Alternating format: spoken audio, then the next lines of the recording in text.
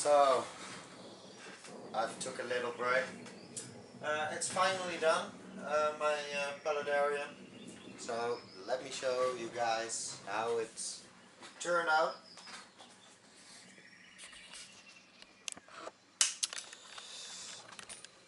Yep. Okay.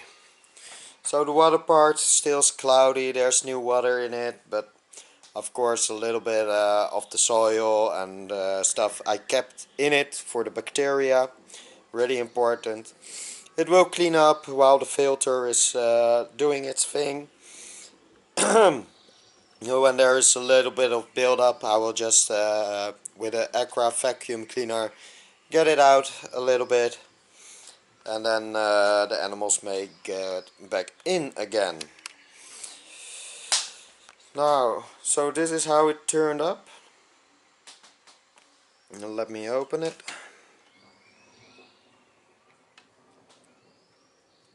Of course I explained everything already, but it's better to show in detail always. So here's the rocky waterfall. It's not on now. I don't have it on often as well, but I just keep it a little bit wet, and sometimes I put it on because it's nice. But the moisture in the paludarium and is always of a good level. It's always around 80%, a bit higher actually. And so it's not needed to be on. So it's just for just a bit flavorful sometimes. Yeah, so often the snails and the toads are laying in there. Then here I've got my little tree-like thingy in the old moss. It turned out great. I hope it grows and will do it, but because of the short roots, the short root system it had, because it was in a smaller bucket, I don't know if it will go correctly. I just hope so. And here, this one I had before. It's growing a bit. Let's see. It split it in two, but I see the other part isn't anymore. That's probably thanks to my snails. I don't mind. It's part of being nature. The plant. This one, you see I painted a little bit of the moss across it just to fasten the growth. Also on the bark I have painted the moss substance. The hole where they can hide. Another one. You can see really in there that there is a lot of hiding places for them, which is very important. And also of course way back there they can hide. Then the flat moss, the turf and earth, just so they can burrow. I kept it like that. This moss I don't know the name of, and the store didn't know the name of, so but it looks nice.